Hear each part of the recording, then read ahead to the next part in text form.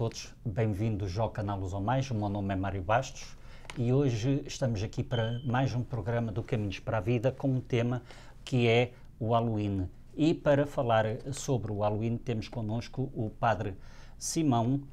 Senhor Padre Simão, muito obrigado por estar aqui connosco, obrigado por ter aceito o convite. Gostaria que nos falasse um pouco o que é o Halloween e como nasce o Halloween. Primeiro, antes de mais, pois queria... É uma alegria estar convosco e participar neste colóquio entre nós, entre ambos, e a todos vós que me estejam a escutar, que oxalá que seja informativo. E antes de mais, em relação ao Halloween, as pessoas fazem uma pergunta se devemos, como cristãos, celebrar ou não celebrar. Claro que se pode celebrar o Halloween, depende da perspectiva pelo qual é celebrada o Halloween. Primeiro, antes de mais, temos que olhar a palavra que é utilizada, que é uma palavra inglesa. Halloween é apenas, vamos assim dizer, a abreviação daquilo que seria no inglês antigo All Hallows Eve, que significa simplesmente véspera ou vigília de Todos os Santos. All Hallows é Todos os Santos. E o Halloween não surgiu assim da maneira que nós o vemos agora. Tem diferentes origens. Claro que estamos a ver a perspectiva de um povo mais a norte, como por exemplo nas Ilhas Britânicas e a Irlanda, e o povo na Europa continental, como por exemplo a zona da Península Ibérica, a zona gaulesa, que é hoje a França, ou a Itália. Portanto, em relação à celebração do Halloween, que tem mais a ver a norte da Europa, que seria as Ilhas Britânicas, tem a ver com uma celebração celta, que se chamava Samhain. E Samhain não era uma celebração que era feita só num dia. A festa era relacionada com o tempo da colheita, não é? Porque o mês de outubro é o final da colheita e então há o agradecimento, e esse agradecimento é feito com uma festa, com bolos, com aquilo que surgia depois do final da colheita. Mas notemos que também, sobretudo a norte, o sol começa a brilhar menos, não é? Pela movimentação da Terra, os dias começam a ser menores. E, portanto, há aquela questão do sombrio do inverno.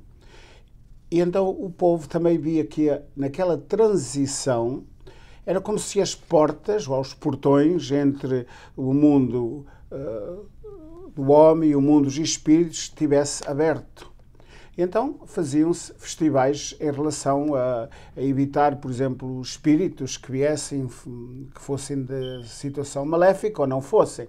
Por exemplo, os elfos, os duendes, toda aquela mitologia, como nós temos no caso, por exemplo, de Portugal, dos cambuzinos, não é?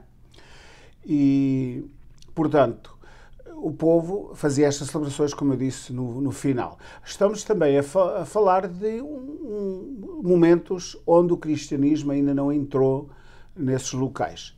Por exemplo, no norte, o princípio do ano era, se nós, claro, temos que ter em conta que havia o calendário juliano naquela altura, ainda não funcionava o calendário gregoriano, então o princípio do mês de novembro seria o primeiro dia do ano para eles.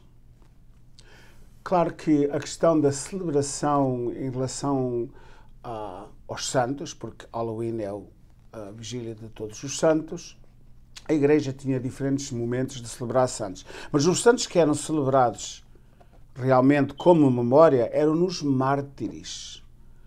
E os mártires tinham duas datas de celebrações diferentes. Era no mês de abril e no mês de outubro. Claro que já no século IV se celebravam as memórias dos mártires. O mártir, aquele que era o herói da fé, aquele que deu testemunho da sua fé até à morte. Temos até a questão, por exemplo, do panteão dos deuses, não era? Que era um templo pagão, que depois foi cristianizado, dado aos cristãos, e o Papa, naquela altura, deu ao título desse templo a Nossa Senhora dos Mártires. Santa Maria dei Mártiri, dos mártires, não é?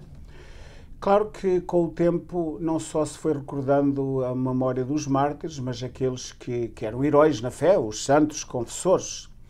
E, consequentemente, se nós lembramos os santos, lembramos também os nossos, aqueles que faleceram, o que nós chamamos os fiéis defuntos. Daí a palavra do dia seguinte chamar-se os finados. E, portanto, essa seria um dos aspectos que leva à tal celebração do Halloween. Com certeza, como eu estava a falar dos festivais, o festival era algo normal, que o povo fazia parte da cultura, não é? Tinha que se festejar. Mas naquele tempo, na superstição do povo, não é? Em que os portões entre o mundo dos homens e o mundo dos espíritos se abria, então as pessoas vestiam-se de outra maneira para enganar os espíritos, para evitar que houvesse algo maléfico. E claro, haviam sacrifícios que se davam para que os deuses e os espíritos não prejudicassem o povo durante aquele tempo do inverno, não é? Do sombrio do inverno. Portanto, isso é uma das origens. Mas, claro, como eu disse, o Halloween, a origem não é assim uniforme, porque depende da cultura de onde vinha. Claro que na Europa continental celebrava-se um dia assim parecido, mas propriamente o Halloween é algo britânico, das Ilhas Britânicas, do povo celta. Como é que a Igreja vê estas comemorações hoje das festas do Halloween? O Halloween moderno, que tem a ver muito com a cultura americana, às vezes um bocadinho anticatolicismo, sobretudo quando surgiu o Halloween no século XIX. Depois, claro, com a média americana foi-se espalhando pelo mundo e o Halloween tomou um sentido um pouco sombrio, negativo, em que se apresentam os mortos, as caveiras, as bruxas, e assim desse género. Portanto, o Halloween, no princípio, era até celebrado como é o dia de todos os santos. As crianças, quando se vestiam-se conforme o santo da sua terra, ou diferentes santos, aquilo que fosse da tradição das famílias. Hoje vestem-se de bruxas e coisas parecidas, de caveiras e de monstros, ou até de heróis de ficção, não é? Como, por exemplo, o Captain America e o Superman e todas essas coisas. Portanto, como é que a Igreja viria? Se o Halloween é celebrado não com essas coisas de morte e de sombrio, mas sim como um festival, não tem nenhum mal em vestir-se como um super-herói, etc. Mas andar vestido como uma caveira. Nós cristãos, nós não celebramos morte, nós celebramos a vida. E o dia de Todos os Santos é o dia em que nós celebramos a ressurreição de Jesus, mas já vista em cada pessoa que foi testemunha do Evangelho de Cristo. E o dia dos finados é apenas para recordar que nós precisamos de rezar, sobretudo na questão da fé católica, sobre o purgatório, é que nós precisamos de rezar por as pessoas que ainda não chegaram à presença de Deus. E, portanto, havia aquela coisa das crianças que iam de casa em casa e pediam doces, não é? Porque uma festa de colheita leva bolos, leva doces, o tal que em Portugal alguns sítios chamam-lhe o pão de Deus, em que davam doçaria às crianças e as crianças em troca faziam uma oração pelos finados daquela família. Claro, quando veio essa tradição para os Estados Unidos, através dos irlandeses, que infelizmente tiveram que deixar o seu país ocupado pela Inglaterra na altura, pelo Reino Unido, trouxeram as suas tradições para os Estados Unidos, em que andariam com uma cebola aberta com uma vela lá dentro. Claro, vieram para os Estados Unidos, era mais barato uma abóbora que uma cebola, tendo em consideração que na Europa não havia abóboras. Abóboras é um fruto das Américas. E, portanto, a abóbora era mais barata, cortavam para fazer a sua belinha e iam de casa em casa e pediam as tais doçarias às pessoas e a oração em troca. E depois, por qualquer razão, foi sendo trocado, que na vez de ser só um treat, como se diz em inglês, uma doçaria, um treat, um trick, uma travessura. Portanto, é uma destruição já daquilo que era o festival original, que tinha sido cristianizado, sim senhor, pela Igreja, mas que foi se deturpando quando entrou na cultura americana. Como eu disse, o protestante não acredita no purgatório, e aí era como espécie de uma crítica quando faziam essa peripécia de casa em casa.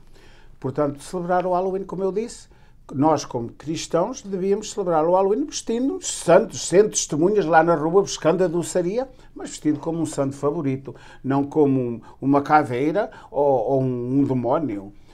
Isso não é a maneira como nós devemos celebrar. Não faço crítica àqueles que se vestem da maneira que se vestem, mas acho que como um bom católico, um bom pai, uma boa mãe aconselha ao filho, se queres vestir Superman ou Superwoman ou o que for, desses heróis, mas sobretudo veste como uma Madre Teresa de Calcutá ou um João Paulo II ou qualquer santo, ou um Santo António, e ir de casa em casa, porque se o teu filho e a tua filha se vestir dessa maneira, as pessoas vão perguntar porque é que te vestiste dessa maneira, e é uma oportunidade para ser o tal testemunho, ou seja, em grego, mártire, ou seja, que era a origem da festa de todos os mártires, o qual passou a ser depois de todos os santos, conhecidos ou desconhecidos. Em Portugal é uma tradição muito recente, mas tem vindo a crescer substancialmente. Como é que o Sr. Padre vê isso?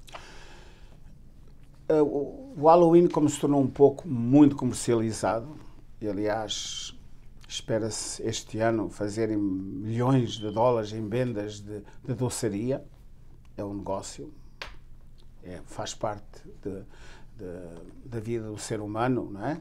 Mas creio que o Halloween expandiu-se a Portugal através como eu disse, de filmes americanos, e sobretudo quando começaram a fazer filmes de terror e etc, e levaram essa tradição para Portugal. Em Portugal até havia uma tradição muito parecida com o Halloween, que chamava-se a Coca, ou Coco, que era assim, que também era uma tal cebola com uma vela lá dentro, e que as crianças também iam de porta em porta, mas não era bem com a maneira como era celebrada a partir cá dos Estados Unidos. Não é uma crítica, mas é uma cultura de comércio, é o que é.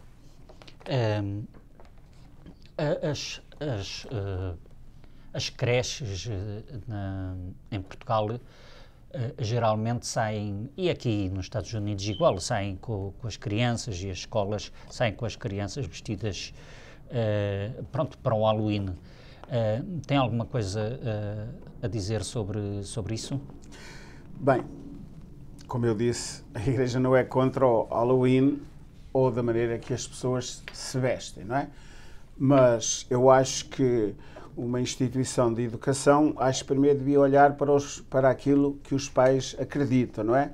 Não vamos levar as crianças a dizer, tu vais vestir daquela maneira, tu vais vestir como um fantasma, etc. Acho que as creches devem primeiro, e os centros de educação devem primeiro respeitar a cultura da criança e dos pais. Portanto, a criança pode sair de rua a rua com a alegria que traz o Halloween às crianças. Não vamos negar que é um momento de felicidade para muitas crianças, não é? Porque torna-se também um momento de convívio. Mas nós, como pais cristãos, devemos ter a certeza que os nossos filhos são testemunha da nossa fé, e não vamos abrir-nos à perspectiva do mundo da escuridão, porque o Halloween foi-se transformando também no tal momento das supostas bruxas, em que se fazem de verdade, em alguns sítios, sacrifícios ao demónio, a Satanás. E por isso nós temos que ter muita precaução, porque não esqueçamos que o mundo não é um mundo a favor de Deus.